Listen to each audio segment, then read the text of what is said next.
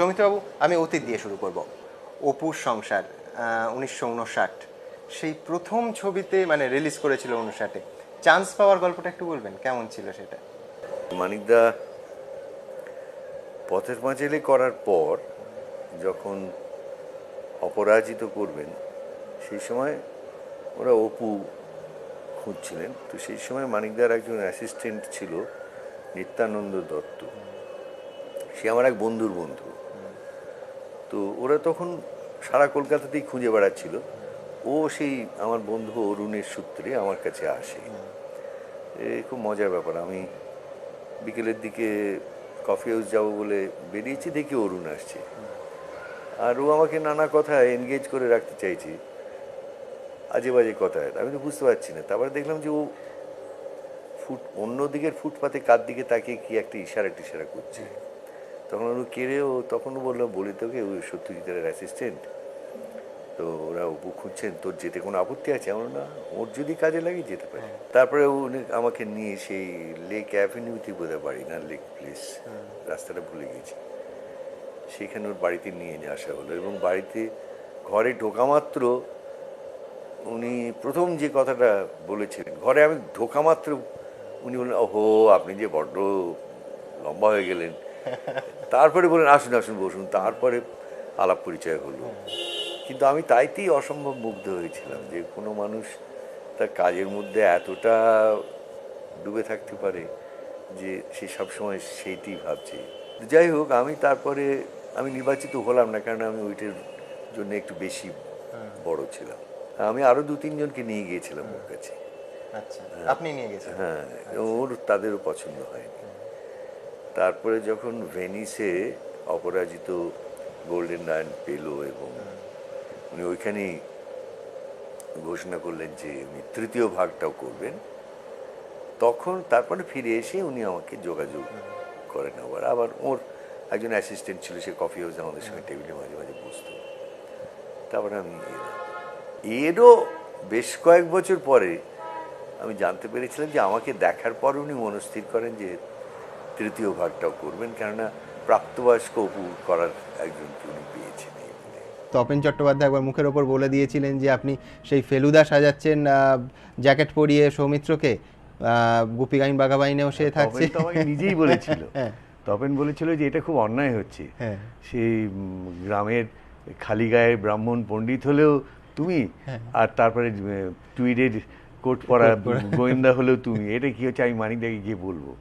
এবং কি করব জানো তো, সেটা হচ্ছে ওই তখন সবে সোনার খেলা বেরিয়েছে, তাতে সেই হিপনোটাইজ করার একটা দৃশ্য ছিল। মুকুল, হ্যাঁ, মুকুলকে টর্চ দিয়ে করে, তো আমি একটা টর্চ কিনবো, নিয়ে গিয়ে মানিকদা যখন বসে কাজ করেন তখন তো চোখের সামনে এরকম করে হঠাৎ গিয়ে ধরে বলবো, পার্ট দেবেন কি দেবেন না। আমি গিয়ে মানিকদাকে বলে দিয়েছি সেই কথা, যে মানিকদা জানেন তো তপেন এরকম বলছিল। হবিতা সেদিনই সন্ধ্যেবেলায় তপেন গিয়েছি, কে তপেন বসো বলে মানিকদা কাজ করতে, এই শোনো তোমার কাছে টর্চ ফর্চ নেই তো?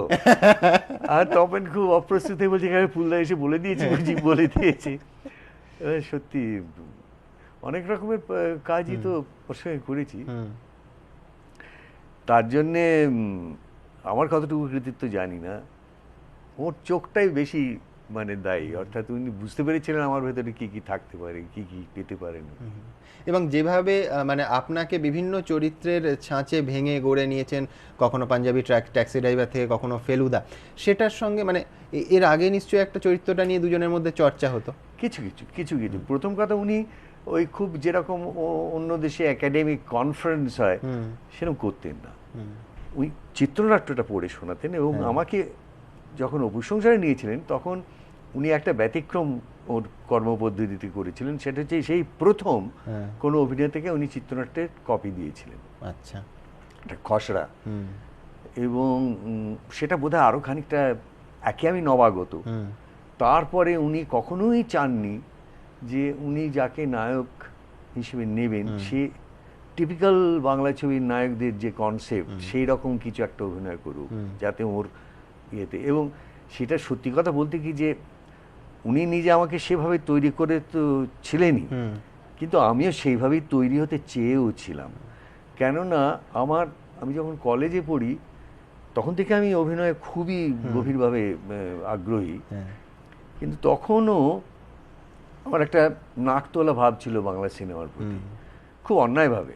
আমি ভাবতাম সিনেমা বুঝি অভিনেতার মাধ্যমে। সেটা কি নাটকের ব্যাকগ্রাউন্ড থেকে? নাটকের ব্যাকগ্রাউন্ড থেকে এরকম ইয়াং অ্যাক্টরদের অনেকেরই এই ভুল ধারণা এবং এই ধরনের বাজে একটা অ্যাসেসমেন্ট অফ সিনেমা থাকে। কিন্তু এটাও তো ঠিক যে তখন যে ধরনের সত্যজিৎ রায়ের বাইরে ছবি তৈরি হতো সেটা দেখেই হয়তো এই ধারণাটা তৈরি হয়েছে। সত্যজিৎ রায় তখনও আসেনি, কিন্তু ওই যে পথের পাঁচালী দেখলাম, তাতে আমার সমস্ত মন পাল্টে গেল, সমস্ত মনটা পাল্টে গেল, যে তাহলে তো সিনেমায় একটা সাংঘাতিক জিনিস হতে পারে।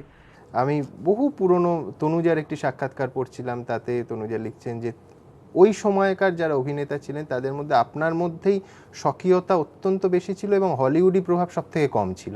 এটা নিজে আপনি মানবেন? হ্যাঁ, খানিকটা, মানে অন্তত ভিজিবলি কম ছিল, দেখতে পাওয়া যেত না, এইটি বলতে পারি। কিন্তু আমি খুব ছোটবেলার থেকে সিনেমা অ্যাডিক্ট ছিলাম একদম। এটাও আমার একটা অদ্ভুত কন্ট্রাডিকশন লাগে যে আমি তারপরে বড় হয়ে কলেজে ওঠার পর থেকে থিয়েটার নিয়ে এমন হয়, এবং সেই সময় মানুষের বয়সটাও এমন থাকে যে আমি তখন নানা রকম স্নবারিতে আক্রান্ত হয়েছিলাম। হ্যাঁ, সিনেমাটা কিছু জিনিস নয়, ওখানে আবার অভিনেতার কি করার আছে, যা কিছু করার সব থিয়েটারে, এরকম ভাবতে শুরু করেছিলাম। খুবই ভুল ভাবনা। কিন্তু ছোটবেলার থেকে আমি, মানে সপ্তাহে কতগুলো যে সিনেমা দেখতাম তার ঠিক নেই, বেশিরভাগই যা অ্যাভেলেবল সিনেমা, তার মধ্যে বাজ বিচারের কোনো প্রশ্ন ছিল না। নন্দরানী সংসার থেকে আরম্ভ করে কিসমত দেখছি হিন্দি, তারপরে এমনকি সং অফ সংস, যা তখন হয়তো আমাদের দেখা বারণ ছিল, তাও দেখে ফেলছি। এইসব করে সিনেমা দেখতাম। কিন্তু আমার মনে হয় যে পরবর্তীকালে সেইগুলো একটা কোথাও অবচেতনে তো প্রভাব তৈরি করে রাখে। সেই দিক থেকে ভিজিবলি না দেখা গেলেও, যে হয়তো আমি দেখে বোঝা যাচ্ছে না যে আমার ভেতরে হলিউড আছে একদম, বা সচেতন ভাবে আপনি নকল করছেন না আরো অনেকের মতো, সেরকম। সেটা আবার আমার বিশেষভাবে ছিল যে আমি নকল পছন্দ করতাম না প্রথম থেকে। এটা আমার খুব সচেতন ছিল যে আমি ওর মতো করবো না, আমি ওর দেখে কি শিখতে পারি দেখি, এইরকম একটা ভাবনা ছিল। যেমন রোনাল্ড কোলম্যান আমার অত্যন্ত প্রিয় অভিনেতা। আমি যখন স্কুলের শেষের দিক থেকে, আচ্ছা, টেল অফ টু সিটিজ, হ্যাঁ, এইসব ছবি যখন দেখছি, এবং রোনাল্ড কোলম্যানের মতন আরো দু একজন ছিলেন যাদের তার পরবর্তীকালেও, মন্টগমরি ক্লিফট, এদের খুব ভালো লাগতো আমার। কিন্তু সত্যি বলছি, যখনই ভাবতাম যে আমি আমার মতন অভিনয় করব, তখনই ভাবতাম তাহলে এদের নকল করলে আর চলবে না। এটা আমাকে প্রথম থেকে আমার নিজের মনোগঠনের মধ্যেই ছিল। আপনি যখন ফেলুদা করেছেন, পাশাপাশি তো অন্য রোমান্টিক নায়কের চরিত্রে অভিনয় করেছেন, সেটা কখনো সমস্যা হয়নি, স্ট্যাম্প লেগে যায়নি? না, আমি তো প্রথম থেকে একটা জিনিস চেষ্টা করি তৈরি করেছিলাম, সেটা হচ্ছে বিভিন্ন ধরনের চরিত্র করে নায়ক চরিত্রের অভিনেতা কিন্তু চরিত্রাভিনেতা, এইটাই মানুষের কাছে পৌঁছে দিতে বোধহয় পেরেছিলাম। তাই মানুষ আমাকে আজও মানে ধরে রেখেছে। সেখানে ফেলুর চরিত্রের মধ্যে একটা বৈশিষ্ট্য তো নিশ্চয়ই ছিল, সে তো তার এই ছবিতে প্রেম নেই, এই ছবিতে নায়িকা নেই, এবং যেটা আছে সেটা হচ্ছে একটা অত্যন্ত বুদ্ধির দ্বারা চালিত মানুষ, এবং সমস্ত দিক থেকে একটা সত্য সন্ধানী মানুষ। কেননা এই যে একদিক থেকে যদি ভেবে দেখেন, তাহলে দেখবেন যে ফেলু আর শঙ্কু দুটো সত্যজিৎ রায়েরই দু রকমের প্রজেকশন। সত্যজিৎ রায়ের যে অসীম জ্ঞান পিপাসা এবং সত্যানুসন্ধানের যে দিকগুলো তার চরিত্রের মধ্যে ছিল, তিনি যেন সেই দিয়েই তৈরি করেছেন এই দুটো চরিত্র। আমাকে যখন প্রথম ওইটা করতে বলা হয়, আমি তো প্রথম থেকেই সমস্ত বাঙালি পাঠকের মতো ফেলুর চরিত্র পড়তে পড়তে অত্যন্ত মানে পাগলের মতন পড়তাম যখন যা বেরোতো। তো যখন সোনার কেল্লা হবার কথা হলো, তখন আমার মনে হলো যে আমি কোন দিকটা ধরে এটাকে এগোবো এই চরিত্রটাকে। আমার সব থেকে প্রথম যেটা মনে হলো সেটা হচ্ছে ফেলু যে চিন্তাশীল মানুষ, সেইটা আমাকে যে করে হোক এস্টাবলিশ করতে হবে। এবং সেটা কোথা দিয়ে করব? সেটা আমার চোখ দিয়ে সব থেকে বেশি এই চিন্তার মানুষের প্রকাশ পায়। ভুরু কুঁচকে আর কতটা বোঝানো যায়, অন্য দাঁত মুখ খিচিয়েও অত কিছুই বোঝানো যায় না। চোখটা যদি সদা চঞ্চল এবং ভাবছে এই মানুষটাকে দেখানো যায়। এবং আমি যখন দ্বিতীয়বার ফেলু করি, অর্থাৎ জয় বাবা ফেলু না, তখন সেটা মনে রেখেছিলাম। আমি ভেবেছিলাম যে ওইটি হবে inner continuity of the character in two films, that would be the bridge, যে চিন্তাশীলতার দ্বারা আমি দুটো মানুষকে এক জায়গায় আনবো। 59 সালে আমাদের সৌভাগ্য আমরা অরিজিনাল পোস্টারটাও পেয়েছি। এই পোস্টার যখন কলকাতা শহরে পড়লো, আপনার কিরাম লেগেছিল, মানে সেই অনুভূতিটা কিরাম? সেটা খুব ভালো ভালো লাগারই অনুভূতি। তবে এই বিশেষ ছবিটায় এই সেন্ট পলস ক্যাথিড্রালের উল্টো দিকে একটা হোর্ডিং সাইট ছিল, আচ্ছা, একটা বেশ খুব বড়। সেই হোর্ডিং সাইটটায় প্রথম, মানে তার আগে ছিল না, হয়েছিল প্রথম যে ছবিটা আঁকা হয়েছিল সেটা হচ্ছে লাইমলাইটে চ্যাপলিনের ছবি। আচ্ছা, তো সেটা অসাধারণ একদম ছিল। এবং সেই জায়গাটাতেই অপুর সংসারের আগে এই মুখটা দিয়ে, ঠিক এই ইয়েটা দিয়ে একটা অপুর সংসারের বিজ্ঞাপন বেরোয়। এবং বাসে করে তখন তো আমি ঘুরি, ওই সত্যজিৎ রায়ের বাড়িতেই যাচ্ছিলাম, যেতে যেতে ওই ছবিটা রাস্তায় দেখতে পেয়ে আমার অসম্ভব আনন্দ হয়েছিল। আনন্দ মানে আনন্দের চেয়ে বেশি উত্তেজনা বলবো প্রায়, সে ভীষণ সাংঘাতিক লেগেছিল। কিন্তু সেরকমভাবে প্রথম অত বড় একখানা আমার মুখ ওই অত বড় হোর্ডিংয়ে, সেটা দেখে দারুণ লেগেছিল। পরবর্তীকালে শেষের দিকের ছবিগুলো যদি দেখি, তাতে আপনার চরিত্রের হয়তো বয়স বেড়েছে, কিন্তু গুরুত্ব কখনোই কমেনি। তো সেক্ষেত্রে কি একটা নির্ভরশীলতার জায়গা ছিল, মানে কখনো এটা মনে হয়েছে যে আপনি শুধু মুখ্য অভিনেতা নন, মানে প্রধান সহকারী পরিচালকও? প্রধান সহকারী পরিচালক না হই, অন্তত কেন আমি a good vehicle of his ideas হতে পেরেছিলাম এই বিষয়ে এখন ভাবি, তখন কোনোদিন ভাবিনি। এখন ভাবি যে তার কারণ, যে একটা পরিচালক, অত বড় পরিচালক, তার বিষয়বস্তু তো মানুষ, সেই মানুষ তো তাঁরই দেশকালের সীমায় আবদ্ধ মানুষ। সেই দেশকালের সীমাকে তিনি যত গভীরভাবে বুঝতেন, যত ব্যাপকভাবে বুঝতেন, তার কাছাকাছি কেউ বুঝতে পারে এরকম মানুষ ছাড়া তার ভেহিকল অফ আইডিয়া হতে পারে না।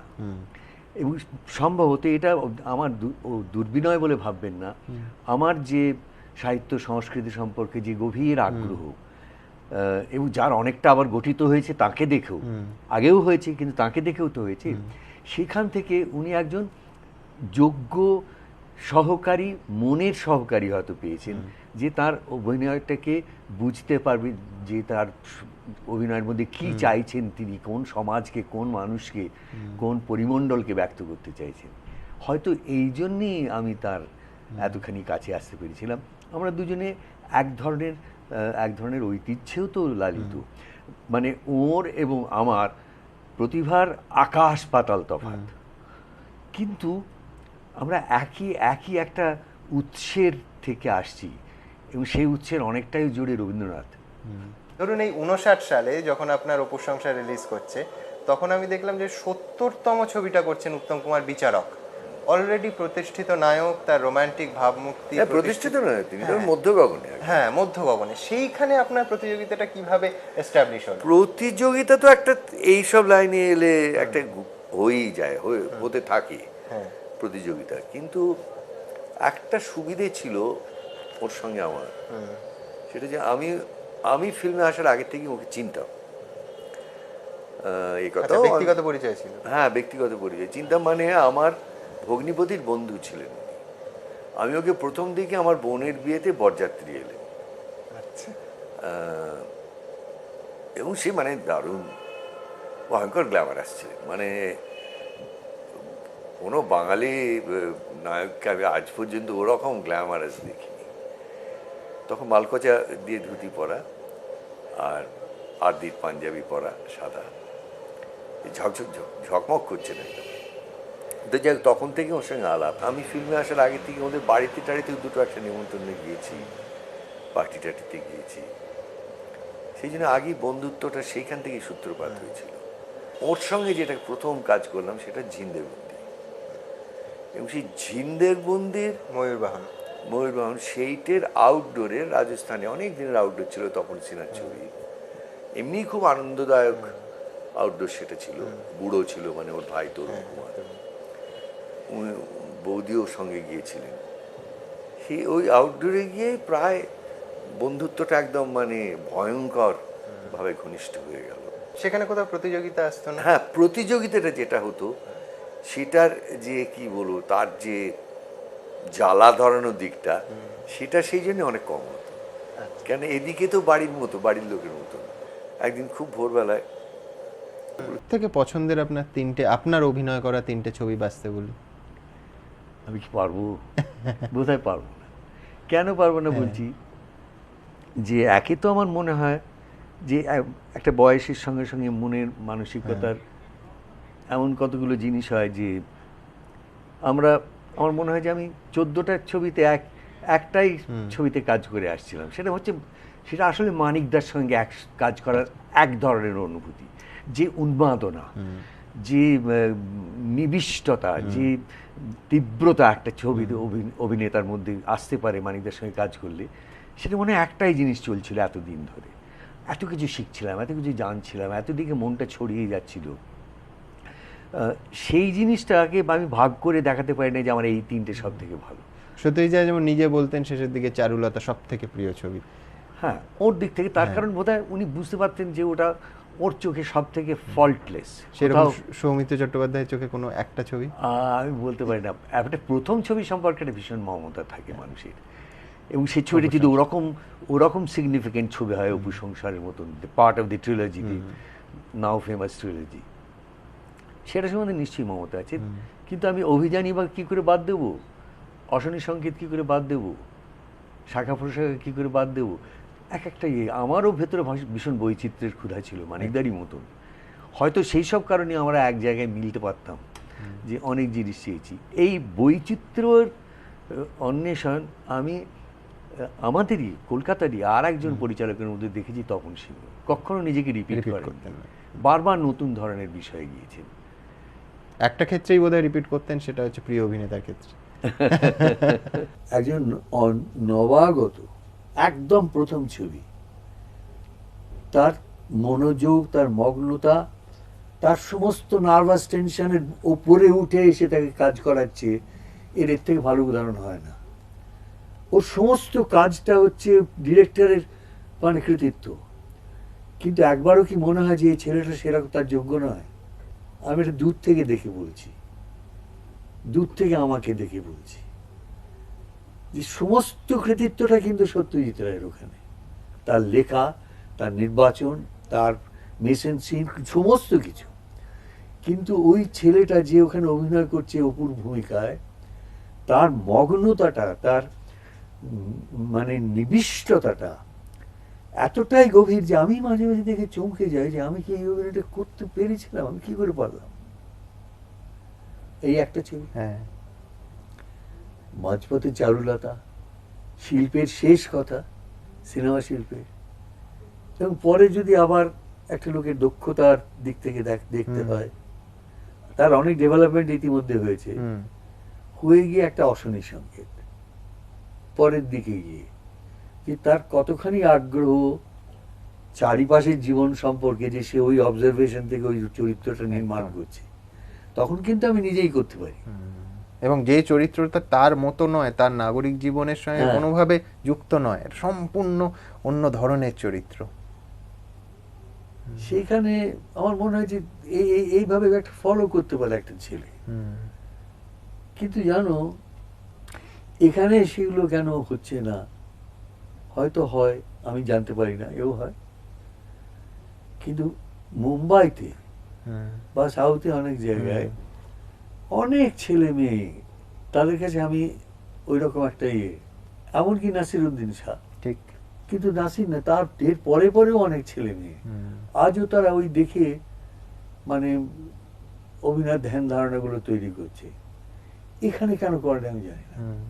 নাসির তো সবসময় বলেন যে 4জন মানুষকে দেখে উনি অভিনয়ে এসেছেন, সেই প্রথম নামটাই আপনার।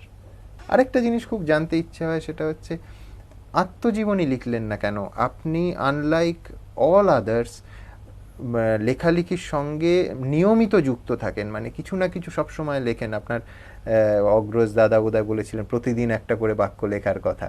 তো সেইখানে সৌমিত্র চট্টোপাধ্যায় ব্যক্তি মানুষ, তার দেখা জগৎ, তার উপলব্ধি, খুব স্বাভাবিক ছিল যে একটা আত্মজীবনী, অন্তত সুনীলদার মতো, যে অর্ধেকটা জীবন নিয়ে একটা অর্ধেক জীবন। সুনীল হচ্ছে সম্পূর্ণ লেখক, তার অর্ধেক হয়। আমি যদি সম্পূর্ণ নিজেকে লেখক বলে ভাবতে থাকি, তাহলে আমার অর্ধেক 1% হয়ে দাঁড়ায়। আমি সেরকমভাবে নিজেকে আনতেই পারবো না লেখার মধ্যে, এবং সেই লেখার মধ্যে যেটা হয় না, যেটা করতে পারবো না, সেটা হচ্ছে কোনো সত্য উদ্ঘাটন করতে পারবো না। কেন? আমি পারবো না মানে আমার নিজেকে তেমন করে অনাবৃত করার ক্ষমতা আমার নেই। আমার ক্ষমতা নেই বলেই এইরকম দুটো কাজ আমার কাছে সব থেকে ইম্পর্টেন্ট, ডান হাত আর বাঁ হাত হয়ে রয়েছে। একটা অভিনয় করা যেখানে আমি নিজেকে আড়াল করতে পারি অথচ নিজেকে প্রকাশ করতে পারি, আর একটা কবিতা লেখা যেখানে আমি আরো সাবজেক্টিভ হয়ে নিজের কথা বলতে পারি কিন্তু তবুও একটা আড়াল রাখতে পারি। আমি নিজেকে ইয়ে করতে পারি না। এই মূলধারার বাণিজ্যিক ছবিতে, বেশিরভাগ বাণিজ্যিক ছবিতে আপনার কখনো নিজেকে মিসম্যাচ মনে হয়নি? মানে যে অভিনয়ের স্বাভাবিকতা আপনি বাংলা চলচ্চিত্রে নিয়ে এসেছেন, ইনফ্যাক্ট আবৃত্তিতেও নিয়ে এসেছেন, বাংলার ছবির যে চড়া দাগে, চড়া সুরে বাঁধা থাকে। কেউ কোনো ডিরেক্টর বলেন যে আপনি একটু নাটক করুন, নাটক ভাই এখন যতটা চড়া দাগে অভিনয়টা হয়, I am very sorry to say, আগে এতটা চড়া দাগে হতো না, অনেকটা জীবন সদৃশ ছিল। অভিনেতাদের কম্পেয়ার করলেই বুঝতে পারবেন। একটা খুব ছোট পার্টে জীবন বোস যখন করতেন তখন কি সুন্দর অভিনয়টা তার থেকে বেরোতো। সেসব ছাড়াও যারা মেইন স্ট্রিম ছবি করতেন, প্রথম কথা সত্যজিৎ রায় মেইন স্ট্রিমের ছবি করতেন, অন্তত তার করার সময়টা, সেই ছবির ভেতর যে শিল্পমূল্য থাকতো সেটা পরের বিচার। উনি কখনো বলেননি যে আমি আর্ট ফিল্ম করছি। তপন সিনহা করতেন, এরা সবাই অজয়কর করতেন, এরা কত ভালো পরিচালক। এবং মানে যাদের ছবিতে আমরা এই ছবিতে যখন কাজ করতাম তখন তাদের ছবিতে আমাদের দিক থেকে কোনো অন্য কম্প্রোমাইজ করতে হতো না। সুতরাং আমি কি করে বলবো যে মানে আমরা সেখানে বেশি, একটা হচ্ছে যে অন্য ছবিগুলোতে যখন করতে হতো তখন আমাদের নির্বাচনের সময় ভাবতে হতো যে এই ছবিটা চলবে কি চলবে না, কিংবা যে যদি না চলে খুব ভালো পয়সা দেবে কি দেবে না, খুব সোজা কথা বলছি। কিংবা ঠিক আছে এই ছবিটার ভেতরে খানিকটা অন্তত একটা ভালো কাহিনী কি লোকে পাবে, আমার রোলটাতে দেখাবার মতন কিছু সুযোগ আছে কি, আমার রোলটাতেও কিছু নেই, গল্পেও কিছু নেই, তখন বাধ্য হয়ে বলেছি না। ওই যে প্রথমেই যে বললে যে 4টে ছবি করতেন, সেটার একটা কারণ যে আমি ভাবতাম যে 4টে ছবির বেশি করলে জাস্টিস করা যায় না বছরে। এবং বছরে যে 4টে ছবি করতাম তার মধ্যে আমার লক্ষ্যটা থাকতো, সবসময় হতো না, কেননা আমাদের এখানে অনেক সময় টাকা পয়সার জন্যই ছবি বন্ধ হয়ে যায়, ঠিক সময় মতো হয় না। কিন্তু অনেক সময়তেই আমার লক্ষ্যটা থাকতো যে একসঙ্গে আমি 2টো ছবি করব, একটা নয়। মনোটন যাতে যাতে একটা মনোটন থেকে বেরোতে পারি এবং একঘেয়েমির থেকে কাটিয়ে উঠতে পারি, এবং 2 রকমের কাজ করতে মনটাও সজীব থাকবে। সেও সবসময় হয়ে ওঠেনি, তবে মোটামুটি আমি লক্ষ্য রাখতাম। আমি একটু এই যে বলে 4টে ছবিটি কিন্তু অ্যাভারেজ, অনেক সময় 5-6টাতেও চলে গেছে।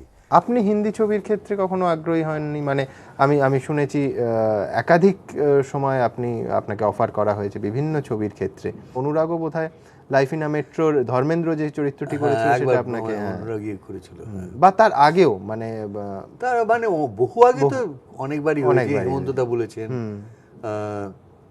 এবং সঙ্গমে রাজেন্দ্র কুমারের রোলটা নাকি আপনার কাছে, সঙ্গমের জন্য রাজ কাপুর চেয়েছিলেন আমার, রাজেন্দ্র কুমার যে অভিনয় রোলটা করেছিল। তাছাড়াও আদমি ছবিতে দিলীপ কুমার আমার কাছে পাঠিয়েছিলেন ওর ভাইকে, যদি আমি মনোজ কুমারের রোলটা করি। আসলে তখন আমি খুব মনস্থির করে রেখেছিলাম যে আমার ওই জায়গাটা হিন্দি ছবি না করার কারণটা ছিল ওই বোম্বাই ফিল্ম ইন্ডাস্ট্রি। আচ্ছা, কেন? সেখানে তো অর্থ আছে, খ্যাতি আছে, কিন্তু আমার মনের খোরাক কিছু ছিল না। আপনি সত্যি সত্যি যদি বলতে হয়, হিট করে বলতেই হয়, তাছাড়া কোনো তো উপায় নেই।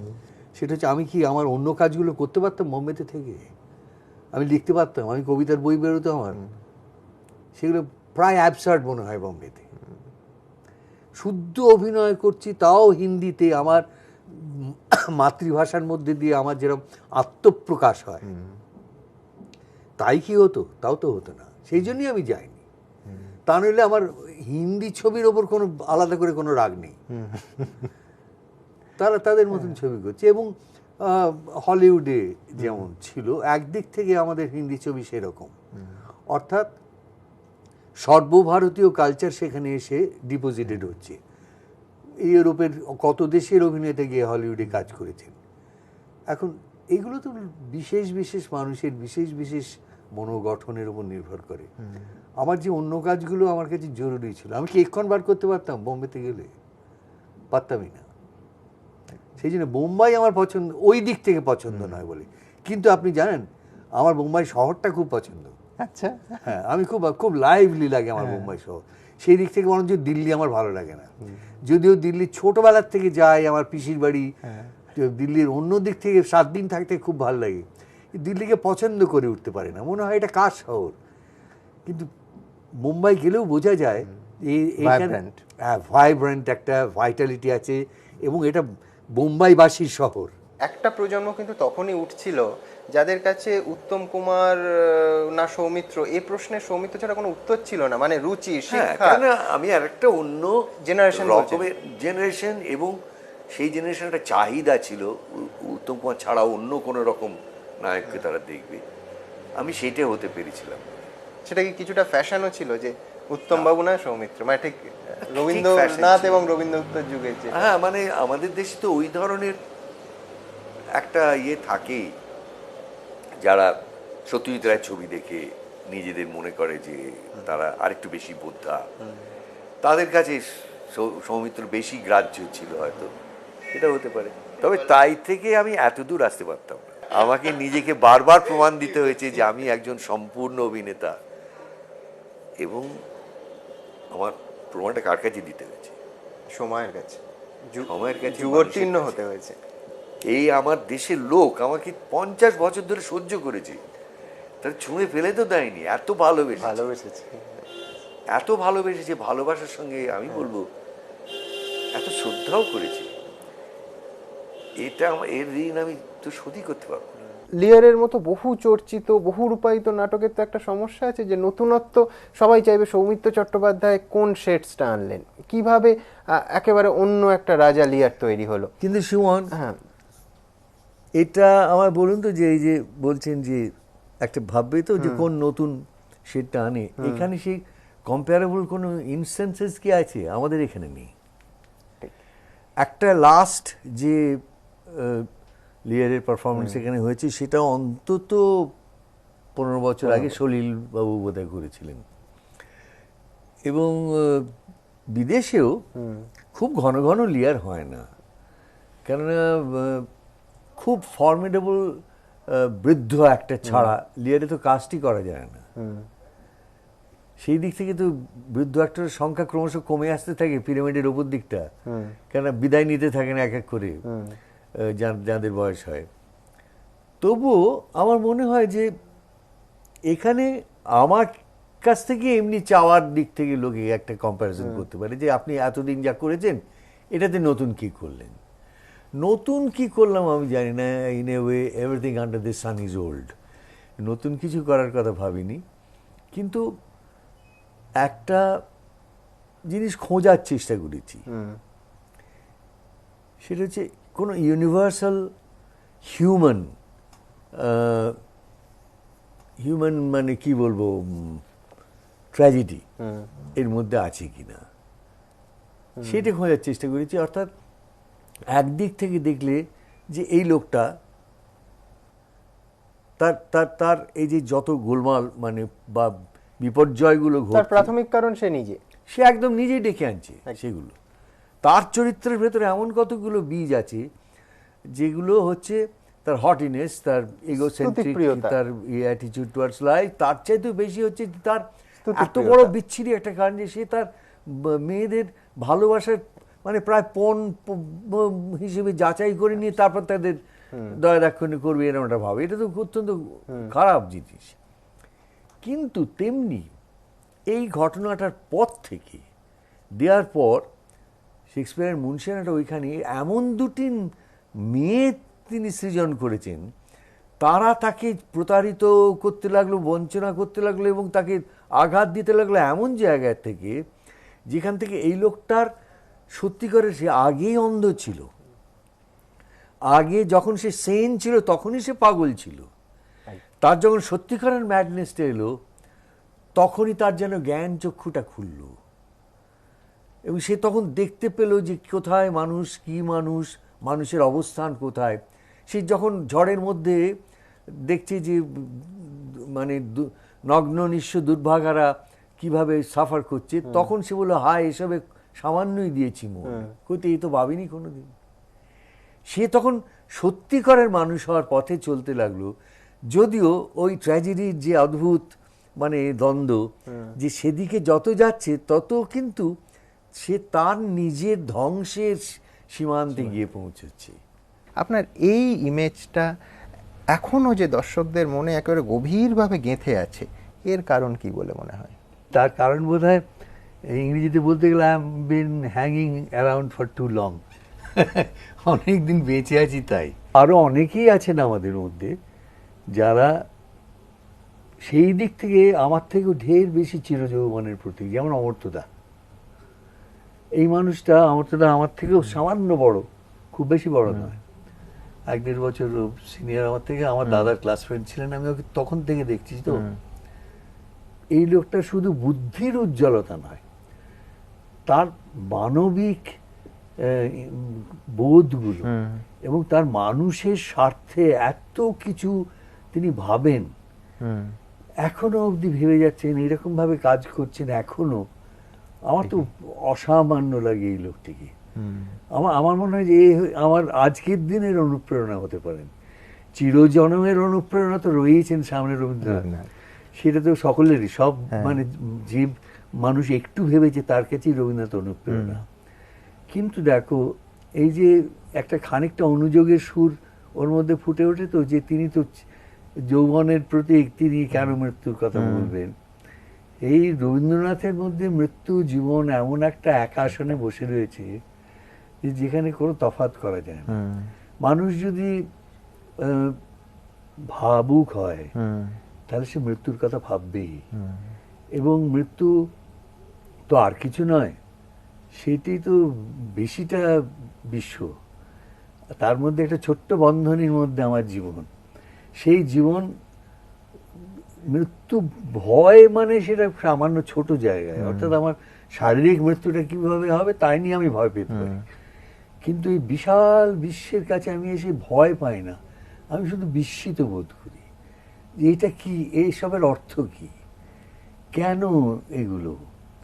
এই জন্যে আমার মানে মনে হয় যে মৃত্যুকে সেইভাবে যদি দেখা যায়, একটা নজরুলের একটা ছোটবেলা থেকে আমার মা খুব বলতেন একটা লাইন, সেই লাইনটা আমার মনে পড়ে যে দোলায় বসিয়া হাসিছে জীবন মৃত্যুর অনুরাগী। এমন সুন্দর কথা, এইভাবেই বোধহয় মৃত্যুকে দেখা উচিত। আমি মৃত্যুকে দেখবো বলে যে আমার যৌবনকে আমি অস্বীকার করছি তা নয়, আমার যৌবনকে আমি অসার্থক ভাবছি তা নয়। যদি এখনো আমার মধ্যে যৌবনের কোনো কণা জ্বলে ওঠে সে তো ভালো, সেটা শুধু আমার কাজ করতে বলুক, আর আমি কিছু চাই না। সেটা তো আপনি করছেন এবং দাপিয়ে করছেন, মানে মঞ্চেও ধরুন রাজা লিয়ার যখন করছেন ওই রকম মাল্টি লেভেল একটা স্টেজ, সেটার ওপর যে পরিমাণ আমি বলছি শুধুমাত্র ফিজিক্যাল এনার্জি লাগে একজন অভিনেতার, সেটাও তো করছেন এবং পারছেন। হ্যাঁ করছি, কিন্তু সেই জায়গাগুলোতেই আস্তে আস্তে কি বলবো, এবারে বাধা বন্ধনগুলো এসে দেখা দিচ্ছে, দেবেই। এটা তো শরীর, এটা তো মানে জীর্ণ হবেই, এটা তো চির জয়ী হতে পারে না, সে মৃত্যু জয়ী হতে পারে না। মৃত্যুরই প্রিকারসর হচ্ছে বার্ধক্য। কিন্তু এটা আপনার ফিজিক্যাল কষ্টটা ওই সময় অনুভব করছেন? আমি এই জন্য প্রশ্নটা করছি যে আমার সৌভাগ্য হয়েছে একবারে সামনে থেকে নাটকটা দেখার। যখন আপনি রাজার জোব্বাটা খুলছেন তখন আপনার গোটা শরীর ঘর্মাক্ত, সেটা দর্শকদের চোখে পড়ছে। সেটা আপনি নিজে কখনো ফিল করেন না যখন ঢুকে যান ওই অভিনয়টার মধ্যে? তখন আর কোনো কিছু বোধ হয় না, ওসব চিন্তা থাকে না। সত্যি সত্যি থাকে, প্রত্যেক দিনই অভিনয় শুরুর আগে ভাবতাম যে আজ যেন করতে করতে কোনো আমার ব্যথাগুলো যেন, শারীরিক ব্যথাগুলো যেন চাগার দিয়ে না ওঠে, আমার গলাটা যেন ফিল না করে, যা অভিনেতার খুব সামান্য থেকে অসামান্য সব অভিনেতারই যেগুলো উদ্বেগ সেইগুলোই মাত্র থাকতো। কিন্তু একবার অভিনয় আরম্ভ হলে তখন সম্পূর্ণভাবে ওর মধ্যেই যেন আমি ডুবতাম, আর কি বলবো। সুনীল গঙ্গোপাধ্যায় যখন আত্মপ্রকাশ লিখলেন, সেটা দেখে আপনি নাকি রিলেট করতে পেরেছিলেন যে আপনার চারপাশটা এবং নিশ্চয়ই আগাগোড়া সুনীলদার সঙ্গে একটা সখ্যতা,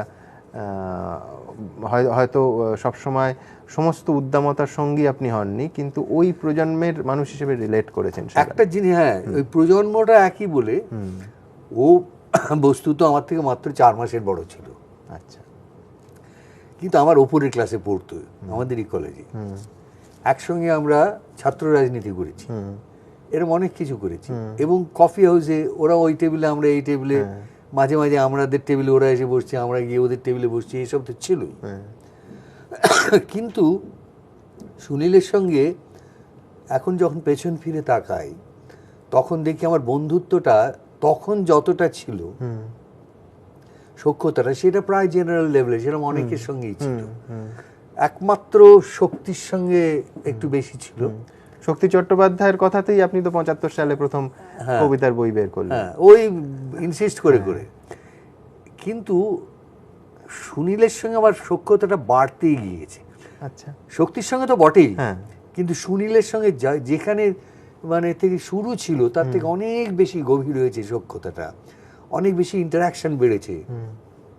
তার কারণ অনেক যোগাযোগ বেড়েছে, এবং হয়তো, আমি ঠিক শিওর বলতে পারবো না, হয়তো দুজনই সেলিব্রিটি হওয়ার ফলে দেখা সাক্ষাৎ অনেক ঘন ঘন হতো, এখানে ওখানে, মানে কোনো অনুষ্ঠানে, প্রতিষ্ঠানে, নানা জায়গায় যাতায়াতে, সেই জন্যে মানে মনোবিনিময়টা আরো সহজ হয়েছে। এবং সুনীলের ভেতরে আর একটা জিনিস ছিল, বেশি মানুষের থাকে না, বা অত বেশি পরিমাণে থাকে না, সেটা হচ্ছে ও মানে ভয়ঙ্কর সহজে মানুষকে বন্ধু করে নিতে পারত, এবং ওর পছন্দ অপছন্দ দিয়ে না ওকে দূরে সরিয়ে রাখি, আমি কাছে যাব না ওর, এরম ওর কোনো ভঙ্গিই ছিল না। সে হয়তো খুব সামান্য পরিমাণে আমার হয়তো ছিল, ওর ছিল না। ও এমনকি আমার কবিতার বই বলতে আমার শ্রেষ্ঠ কবিতা কি বাছাই করব আমি, কাকে না পেয়ে আমি ওর কাছে সব পাঠিয়ে দিলাম, বইগুলো দিয়ে তুমি বাছাই করে দাও। ও বাছাই করে দিয়েছিল। তো এটা অন্য কারোর কাছে হয়তো করা যেত না। ও শক্তি থাকলে তাকে বলতে পারতাম, শক্তি তখন চলে গেছে। শক্তি অন্য একটা বিশেষ গ্রন্থ, সে শক্তির কাছে ম্যানুস্ক্রিপ্ট দিয়ে আমি বলেছি তুই দেখে দে, যেগুলো অপছন্দ হবে বাদ দিয়ে দে, সেই সব করে টরে। এবং সেই সবের মধ্যে একটা ওর দেখেছি অসম্ভব সততা ছিল, কিন্তু কি অসম্ভব স্নেহর সঙ্গে সেগুলো বলতো। হয়তো জাস্ট একটা কবিতা সম্বন্ধে বলবো, এই কবিতাটা একটু ভেবে দেখো তো, এটা না হলে বোধহয় ভালো হয়। হ্যাঁ, এইরকম। অ্যাকচুয়ালি ওরা না থাকলে, শক্তি, সুনীল, তারাপদ, নবনীতা, আমাদের এইসব বন্ধু বান্ধবরা না থাকলে আমার কবিতা চর্চাও বোধহয় আর একটু কম এগোতো। ওদের দেখে উৎসাহ পেয়েছি, ওদের দেখে অনেক, কি বলবো, একটা আগ্রহ বেড়েছে তো, যে এই কাজটা করেই যাবো, চালিয়ে। শক্তি চট্টোপাধ্যায় আপনাকে বলেছেন যে বই না ছাপলে বাঁক আসবে না কবিতা। হ্যাঁ, শক্তি আমি বারবার বলতো, আমি ছাপতে চাইতাম না, আমার সংকোচ হতো। ও বলতো না, তুমি বইটা যদি না করো তুমি তাহলে বাঁক নিতে পারবে না, এক জায়গায় আটকে থাকবে, এটা বারবার বলতো। এক হচ্ছে, তাহলে কি আমরা বুঝবো সৌমিত্র চট্টোপাধ্যায় ডিরেক্টরস অ্যাক্টর? আর দুই, আপনি বললেন যে ফিল্মে তো নানা ধরনের পরিচালকের সঙ্গে কাজ করতে হয়, তাদের সবাই খুব উচ্চ মানের নয়, ওখানে কম্প্রোমাইজ আরো বেশি করতে হয়। এই দুটো কথা টিক দেব, এই দুটো কথা আপনি বলেছেন। হ্যাঁ, অন্তত এইটুকুন বলা যায় যে yes, I am a director's actor, there is nothing wrong in being a director's actor, প্রথম কথা। দ্বিতীয় কথা হচ্ছে, পাশাপাশি আমি এইটাই ক্লেম করবো যে even if there is not a director, I can act very well. সেইটুকুন আছে বলি আমি আজ 52 বছর ধরে অভিনয় করছি। এবং ওইটা বারবার বলছি যে এটা অ্যাকচুয়ালি বিরোধের বা সমন্বয়ের কোনোটারই কথা নয়। এটা হচ্ছে আমাদের আর্টটাই এমন, এটা তো একজনের কবির লেখা একটা খাতায় একটা কলম দিয়ে লিখে ফেলার কাজ নয়, এটা অনেকে মিলে করার কাজ। এই অনেকে মিলে করার কাজের মধ্যে একজন থাকে যার উপর ভার দেওয়া থাকে সে আলোটা করবে, একজন থাকে যার উপর ভার দেওয়া থাকে সে সেটটা করবে, এবং সে ভারটা যে দেয় সেই সবগুলো কোঅর্ডিনেট করে যে হচ্ছে ক্যাপ্টেন অফ দ্য শিপ, সেই হচ্ছে ডিরেক্টর। এখন এই ডিরেক্টর কোনো কোনো ক্ষেত্রে নিশ্চয়ই অটোক্র্যাট হয়, তবে সেটাও যারা এর অটোক্র্যাটিক ডিরেক্টর হয় তারা কিন্তু খুব বেশি দূর এগোয় না।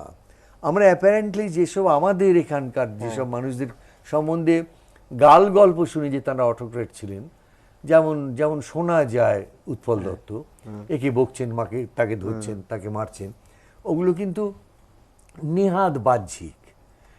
এটা আমি উৎপল দত্তের পরিচালনার কাজ যা স্টেজে দেখেছি তাই দেখি আমি বুঝতে পারি যে লোকটার এত superior conception of directing a play or making a play come alive on the stage, যে সেখানে সে তার সমকক্ষতা করার মতো লোক নেই। তাদের যদি সে বকে ধমকেও কাজটা উতরে দিয়ে থাকে তাহলে তো সে সঠিক কাজটাই করছে, এবং হয়তো শেখানোর প্রক্রিয়া। এক্স্যাক্টলি, ওটা হয়তো শেখানোর প্রক্রিয়া। সুতরাং সেই দিক থেকে তিনি অটোক্র্যাট নন। না, কিন্তু এই 52 বছরে সৌমিত্র চট্টোপাধ্যায়কে তো প্রচুর কম্প্রোমাইজও করতে হয়েছে। অপছন্দের জিনিস সিনেমার অভিনয় হয়তো করতে হয়নি, অভিনয় নির্বাচনে করতে হয়েছে, অর্থাৎ করব কি করব না এই নিয়ে। অভিনয়ের আমার অনেক সময় মানে অনেক দিনই সেই স্টেজ পেরিয়ে গিয়েছি যে কেউ এসে বলে আপনি এটা করুন নইলে কিন্তু আমি ছাড়বো না, এরকম তো আর কেউ বলে না আমাদের। তারা আমরা যা করি তাই মেনে নেয়, কিন্তু আমাকে প্রথমে মেনে নিতে হয়েছে যে এটা একটা খাজা স্ক্রিপ্ট, এটাতে খুব বেশি কিছু বেরোবে না। ঠিক আছে, আমার দিনের শেষে আমি জাস্টিফাই করতে পারবো যে I have earn my living, এইটুকুন তো বলতে পারবো, সেই জন্য এসব ছবি করি। কতটা মানে নির্দেশক সৌমিত্র চট্টোপাধ্যায় হলে আর কারুর নির্দেশনা, এর আগেও আপনি বিভাসদার নির্দেশনায়, কৌশিকের নির্দেশনায় করেছেন, মানে কতটা তফাৎ হয় নিজের নির্দেশনা এবং অন্যের? মানে দেখো, আমার থিয়েটার সম্পর্কে ধারণাটা আমি সত্যি সত্যি দাবি করতে পারি খুব কম্প্রিহেন্সিভ। অর্থাৎ আমি আমার যখন নির্দেশনায় অন্য অভিনেতার কাছে যেটা প্রত্যাশা করি, আমি নিজেকেও যখন অন্যের নির্দেশনায় কাজ করি ঠিক ততটাই দেওয়ার চেষ্টা করি। আমি যখন, আমার কাছে একটা অদ্ভুত মানে প্যারালাল সংজ্ঞা আছে সাইকোলজিতে, একটা সত্যিকারের ডেভেলপড পার্সোনালিটি কাকে বলে, সে তার মধ্যে খানিকটা সংজ্ঞা হচ্ছে এই যে নিজের থেকে ডিসিশন নিতে পারে কোনো জিনিসে, এবং যেটা মানে অ্যাকসেপ্টেড মান্য যে বডিজ যেগুলো আছে তাদের ডিসিশনকে সে অ্যাকসেপ্ট করে সেই মতো কাজও করতে পারে। যেমন সোশ্যাল বডিজ যা আছে, যে মানুষ রাস্তায় তো আর বেশভূষা না পরে বেরোয় না, এটা মেনে সে চলে, আবার সে তার নিজের কন্ট্রিবিউট করে একটা নতুন ধরনের জামাও সৃষ্টি করতে পারে। আমি এটা কথার কথা বললাম, সব দিক থেকে এটা হতে পারে। আমাদের অভিনেতারাও সেই রকম, যে সত্যিকারের প্রফেশনাল অ্যাক্টর, সে নিজের থেকে অনেক কিছু দিতে পারে একটা রোলের ভেতরে। তার ভেতরে একটা two give to airy nothing, a local habitation and a name, শেক্সপিয়ারের ভাষায়, সেটাও যেমন দিতে পারে, তেমনি তার নির্দেশকের যে পরিপূর্ণ নাটকের কল্পনাটাকে সে ব্যাখ্যা করতে নেমেছে সেটাকে সে নির্দ্বিধায় ব্যাখ্যা করবার দায়িত্বটা নিতে পারে। সেখানে যদি তার কোনো মানসিক সাজুজ্য নাও থাকে, বা সাজুজ্য না থাকলে কাজই একসঙ্গে করা যায় না, আমি বলছি যে কোনো দ্বিমত থাকে, সে সেটা রিজলভ করে নিতে পারে তার সঙ্গে আলাপ আলোচনার মাধ্যমে। না, কিন্তু ধরুন অভিনেতা সৌমিত্র চট্টোপাধ্যায়ের চরিত্রায়ন, সেই চরিত্র নিয়ে উপলব্ধিটা পরিচালকের উপলব্ধির সঙ্গে কোথাও একটা সংঘাত, তখন কি বাধ্য অভিনেতা নাকি সৃষ্টিশীল অভিনেতা, কে জয়ী হবে? আমি জানি না, আমার মনে হয় সৃষ্টিশীল অভিনেতা এই জন্য জয়ী হবে যে আমি যদি সত্যি আমার সৃষ্টিশীল ভূমিকার থেকে কোনো কিছু ভেবে থাকি, তার নিশ্চয়ই সুযুক্তি আছে, তার নিশ্চয়ই সত্যের তথ্যভিত্তি আছে। আমি সেই দিয়ে আমি খুবই আত্মবিশ্বাস আমার আছে যে আমি আমার পরিচালককে বোঝাতে পারবো যে আমি কেন এরকম করে করতে চাইছি। রবীন্দ্রনাথের তো অনেক অল্প বয়স থেকে মৃত্যু চেতনা তাকে আরো ক্রিয়েটিভ করেছে। তার আচ্ছা, এই রবীন্দ্রনাথের কথা উঠলে না কতগুলো গোলমাল হতে থাকে। এই গোলমালাটা হয় যে এই লোকটা এত অন্যরকম লোক হিসেবে বলছি, পার্সন হিসেবে, মানে মানুষ হিসেবে, মনীষী হিসেবে নয়। হ্যাঁ, মনীষী হিসেবে নয়, মানুষ হিসেবে এত, ধরুন তার যতগুলো শোক, তার একটা হলে একটা লোক ভেঙে চুরে কোথায় বসে পড়ে। বিশেষ করে যে অতি অল্প বয়সের শোক, তার বৌঠানের মৃত্যু, সেই জিনিসটা ওকে ভাঙা দূরস্থান ওকে আরো গড়ে দিল। এটা কি করে হয়? উনি একদম অন্য রকমের লোক ছিলেন। তবে আমার মনে হয়, আমার এক সময় অল্প বয়সে রবীন্দ্রনাথের উপর একটা, তো সকলেরই বিদ্রোহ আসে অল্প বয়সে, আমারও এসেছিল। এবং তার উপরে আমি অনেকদিন অবধি ভাবতাম যে রবীন্দ্রনাথ এই যে 2000 গান লিখেছেন, তার মধ্যে 1000 খানেকের উপর ব্রহ্মসঙ্গীত না লিখলেই তো পারতেন, আমরা আরও অন্য গান বেশি পেতাম। এবং তার মানে আমি রবীন্দ্রনাথ কিচ্ছু বুঝতাম না। রবীন্দ্রনাথের যদি ওই বিশ্বাস, যার থেকে উনি ওই গানগুলো রচনা করেছেন, না থাকতো, তাহলে উনি ওর অত বড় প্রতিভাকে ধরে রাখতে পারতেন না। ওই বিশ্বাসটা হচ্ছে ওর খুঁটি, ওইটা ওর ভেতর থেকে ওকে শক্ত রেখেছে, ওকে মানে মহিরুহ করে তুলেছে। এটা পরে বুঝতে পেরেছি। সৌমিত্র চট্টোপাধ্যায় খুঁটি কি? আমি জানি না, আমার কোনো খুঁটি নেই। আমি সত্যি কথা বলতে কি, কখনোই মনে হয়নি জীবনে দু এক সময় অভিনয় ছাড়া যে আমি এমন কোনো কিছু একটা পারি যেটা সত্যি বড় গলা করে বলা যায়।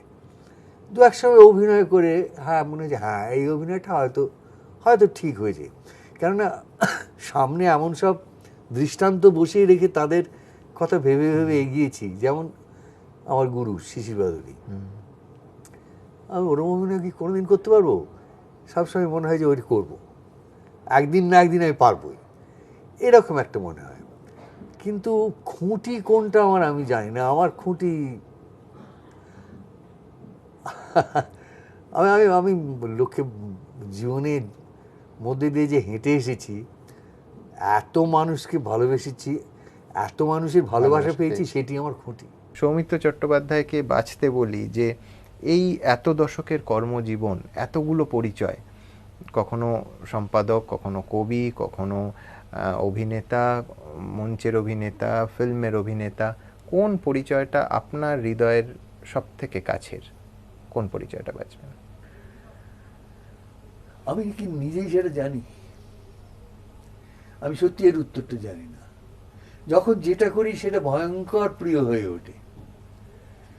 রাত্রিরে সব কাজের শেষে, বিশেষ করে আমার আজকাল অনেক দিনই রাত্রিরে ছাড়া লেখার সময়টা পাই না, ভাবার সময়টা কবিতা নিয়ে হয়। ওই জন্যই ওই আমার লাল খাতার উদ্ভব। খেরোর খাতা নিয়ে ঘুরতাম, টুক করে একটা লাইন মাথার মধ্যে ঘুরছে, সে তো হারিয়ে যায়। আর সেইটুকুন লিখে রেখে দিলাম যাতে রাত্রে গিয়ে খুলে ওই দুটো লাইন দেখতে দেখতে আস্তে আস্তে কবিতাটা ফুটে উঠতে থাকে।